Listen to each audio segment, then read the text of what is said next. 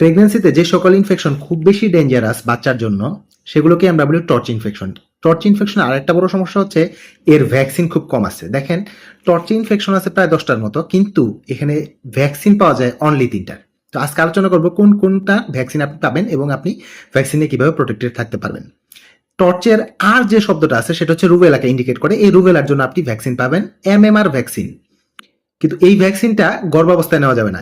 নেওয়ার অ্যাটলিস্ট 1 মাস পরে আপনার প্রেগনেন্ট হতে পারবেন, অর্থাৎ হচ্ছে ভ্যাকসিনটা নেওয়ার একটা সাইকেল পরে থেকে আপনি প্রেগনেন্সি কনসিভ করতে পারবেন। আর বাকি দুটো হচ্ছে আদার্সের।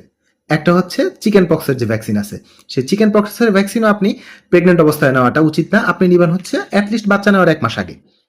আরেকটা ভ্যাকসিন আছে যেটা আপনি প্রেগনেন্সিতেও নিতে পারবেন, নন প্রেগনেন্ট অবস্থাতেও নিতে পারবেন, সেটা হচ্ছে হ্যাপাটাইটিস বি ভাইরাসের ভ্যাকসিন। এই 3টারই শুধুমাত্র আপনি ভ্যাকসিন পাবেন। বাকি যেই সমস্ত ইনফেকশন আছে সবগুলো আপনার হাইজিন মেনটেন, জীবনের মেনটেন, অর্থাৎ আপনার লাইফস্টাইল মেনটেন, খাবার দাবার কন্ট্রোল এবং খাবার যে কোনো জিনিস যে আন্ডার কুক মিট না খেয়ে এই সমস্তভাবে আপনার বাকি ইনফেকশনগুলো প্রিভেন্ট করতে হবে। মনে রাখবেন, যদি টর্চ ইনফেকশন হয়ে যায় আপনার খুব একটা ক্ষতি না হলেও বাচ্চার ক্ষতি হওয়ার সম্ভাবনা কিন্তু খুব বেশি থাকে। টর্চের ব্যাপারে বিস্তারিত জানতে পিন কমেন্টে দেওয়া ভিডিওটি দেখে নেবেন।